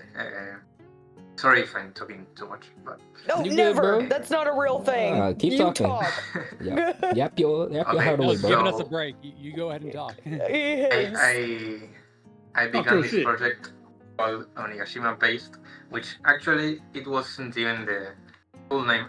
I put that name like as a placeholder, but it stuck. So yeah, I started this project called Onigashima Paste because the arc that was missing of Wano in One Piece was called Onigashima, so I just called it that, and I edited that on my own. And like in the beginning, I was pretty bad at editing because editing One Piece, even if I already knew how to edit, is a completely different thing. but in over time, like I got a lot better, and eventually, when I was almost finished with Onigashima based, the One Piece team talked to me and asked me to join the team and edit Wano for One Piece. So I'm basically editing Wano for the second time. Yep. Heck improved. yes. Yes, you do double the work. Oh my gosh. That's so crazy though. So okay, you were originally editing. One Piece reached out to you and was like, "Hey, I would like you to edit this." Yeah, like they saw my edits and they apparently liked them, so they asked me to do it for them. Yep. Dude, that's phenomenal. Side note. Hold up. Side note, I watched Onigashima Paste because I was watching One Piece and Wano. I don't think Wano's still done. It's not done yet for Pace, right? No, it's in progress. Yeah. So yeah, I watched the entirety of Onigashima Pace, and when I tell you, I don't care what he talking about. That was an amazing edit. I had a great time watching that shit. That was like, bro, oh my god, it was on the edge of my seat the whole time watching Onigashima, bro. It was such a fun time. So glad, Yeah. glad you liked it. Yeah, it's a One Piece podcast now. I love it. I just think that's so cool. Like, you're just doing your own thing, and then all of a sudden, somebody recognizes your talent and is like, "Hey, by the way, like, we really enjoy your shit. Do our shit for us." Cool? Yeah, Cool. it was Like, really cool. It was really yes. Holy shit, my dude. Alright, That's so Witty, fantastic. Yes. Now that you've got Malik in here, who has finished One Piece using One Piece. You've got me in here and Fedew, who both work on One Piece. I knew it. So now it is time. No, everyone's here. Everyone listen up. Everyone here, listen up. Yeah. It is now time for Witty to start her One Piece journey. Oh, I no. commit you. Yeah. No, listen. I commit you to 5 episodes a week. I can do. Yeah.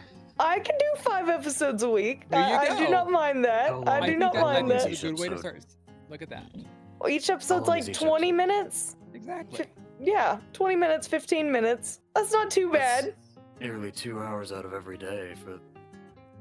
Now, Oh, I'm going to recommend. 5 episodes for a starting point might be a bit much. I'm dedicated.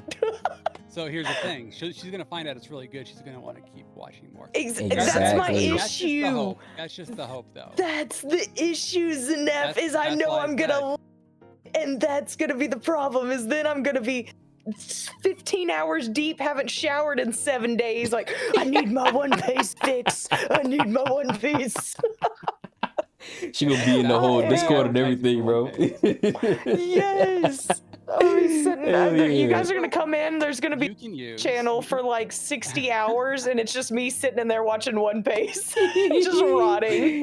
It's gonna be like that Quagmire Or meme. You can use One Piece, Yes. whichever one you would like to. And I'm going to say to everyone, please support the original artists and the, pay for your shit. Yes. Yes. The official all release. This is for a fan that. edit first and foremost. Yeah. Just want to say that it is not like, they don't accept money either.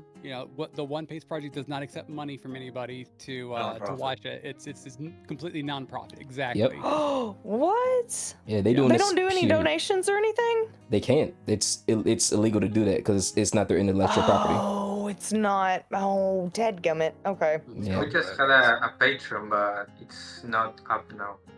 anymore. Ew. Yeah. So yeah. Thank- Thankless job. Everything that has to get paid for is paid for through the members of the project itself. So, Mhm. but I will say, please support the manga artists, the animators, right? Because that is the right Yes. thing to do. God, yes. Please support the Just official give it release. give it a Support chance. The official release. Mhm. Yeah. That's Just give it a that's better way chance to if you put it. want. It's an easier way to put it. Yep. That's how the TFS disclaimer goes. Yep. There we go. Yep. They say every time The before every official- video. Yeah, Team 4-star. Yep. Yep. Please support the official release. Mm-hmm. Fedew, second question is, what has been your favorite edit so far since you've been editing?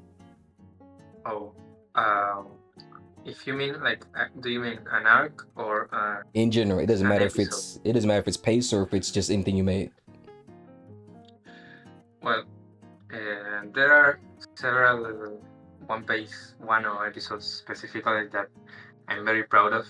It was really fun actually editing 1015, which is like that famous episode that no one should touch. But I had a lot of fun because I expected it to be really bad. Like, obviously, if anyone doesn't know, 1015 is an episode that's mostly filler, but it's very praised because it's really good. But obviously, in One Piece, we had to cut all that filler. So I was expecting it to be bad, but actually the edit turned out really good. I'm proud of it, even if I actually prefer the original. I think the result was pretty solid, and it has its own merit too. Heck yes. Oh, that makes me happy. Hell yeah, You got bro. something you're proud of. Yep. There are many episodes of that I love actually, because it's so much better than the original. Like, so much better. It's another show directly. Yep, it's real. And I do want to add just one last question for dudes. When One Piece is like officially done, you guys are done editing, do you plan on pursuing like a full-time career being an editor? I am actually like interested in working as video editor. Well, I am technically already working as a video editor, but I want to like pursue it further. I want to take classes of video editing, more professional video editing. So yeah, I really love video editing. I loved it my whole life. So I would really like to continue working on video editing. Hell yeah, that's what I'm talking about, man. Out here working in our favorite professions, man. Let's go. Also, guys. No, that sounds so fun. Guys, we have about like 8 minutes left. So how are we feeling? Do we want to go an extra 30 minutes or are we gonna close up shop now? I got about 8 minutes left. I gotta go do some stuff this afternoon. Yeah, okay. So yeah, we'll just take this time to just thank all the guests and thank everybody for coming through. Fedew, I know it sucks because it was like, you came in last minute, but I'm just glad that you were able to get your questions in and we were able to tailor some questions towards you. But we spoke about the power of a positive and a negative environment, or positive environment versus a negative one. How neurotypical and the neurodivergent folks can have meaningful conversations, and we talked about male safe spaces today. So I just want to take my time to say, Sounds interesting. oh yeah, it was definitely. So if you want to be a guest next time, so that way you can actually be with the general questions, definitely just hit me up. I will definitely make sure that we can make some time so that way we can actually get you on towards the beginning of it. But I want to say thank you to my dog Dr. Spec and Nightmare for coming through today to the podcast. You guys made this episode freaking awesome, and we yapped so much, and I'm so glad we got such a great talk session. I love this one. Yes, Thank you for having me. you guys. Thank you for inviting me. Of course, It was man. so much fun. Yeah, absolutely. Heck yes, my dude. So does anybody want to say any last things, any last little promotions, anything you want to say before we end out shop? You can go ahead and say it now. I got something. Be sure to follow Nightmare. Nightmare is streaming and such, so be sure, Nightmare. We're gonna try to get Nightmare all fancied up, get him official. Yes, sir. I just sent him a shout out. I don't know if it's gonna play any clips or not, but we'll see. Heck Yes, yes. hopefully within the next couple of weeks, I'll be back to actually streaming. Hell yes. Playing some more Harry Potters. Is your Twitch username the same as your Discord? Yes. It do be. Nightmaredriver98. Is it case sensitive? Because I know Malik sent a shout out, but I'm not sure if it actually. No, it is not. I don't think it is. I don't think the shoutouts are case sensitive because I sometimes do them in all caps. I know raids are definitely case sensitive. But I'm Yeah. not sure about. I just think he doesn't have any clips, because usually if you shout somebody out, if they don't have any clips that's in their feed, Yeah, I then, have no clips made yet. yeah, so that's why nothing played yet. But I just did a regular shout out, so you guys can go follow him if you're on my chat. But yes, thank you to everybody. Shout Hell out yes. to Fedew, shout out to Violet, shout out to Whitmire, shout out to Nightmare, shout out to Dr. Spec, and shout out to, did I miss anybody's? Did I say Zenef? We're gonna say it again. Yeah, shout out to everybody, Okay. man. Heck yes, my dudes. Thank you, Yes. everybody. Thank you. Awesome. What do There's you? one thing I welcome. forgot to mention earlier. I'll say it real quick. Spec, thank you for your service. You've got 3 other veterans in here, so Yeah, Thank Thank you Zenef. for you guys' Yeah, service as well. Zenef is a Air Force Of vet. I Violet am is Air Force. and Malik is Army. Yeah. Yeah, he knows. Yeah, I know Malik is Yeah, yeah. That's my homie right there, You've buddy. got a community of at least 3 other people here who, plus Trial as well. Trial's Navy. Navy. Yeah. He was Navy. And you've got people who can probably share horror stories about the VA with you. Not me, because I haven't started it yet, unfortunately. But you've got a community here to back you up if you need to talk. Appreciate it. Yep. Of course. That's It's my good having dog. you here. Yep. It's my dog right there, man. Appreciate you all. Witty, you're like getting out of here, right? Like you're not streaming no more? Yes, like I'm about to, after I hang up, I'll talk to chat, wrap it up a little bit, and then I'm deucing out. I gotta go take my mama to the thrift store. Woo, shout out to Mama Waifu. Yes. Mama waifu. We gotta go take my mama shopping real fast. Hell yeah, yeah. I The thrift was store. Yup. Hey. She's excited. Yeah. I was gonna stream about God of War, but I think I'm good after having the Yap session. I think I'm gonna save that for tomorrow. So yeah, we'll start God of War, yes. God of War Ragnarok tomorrow, guys. Here, anybody who's here. Ooh, it's such a good game. I Yeah. know I'm excited to watch it. I'm so excited to watch Yeah, it. I actually finished I'm still 2018. 100%ing that game. Mhm. Ooh. Wait, V, you said you're streaming today? Not exactly sure. I might. Not sure. Okay. Dope, my Probably dudes. not right after this, but I don't know yet.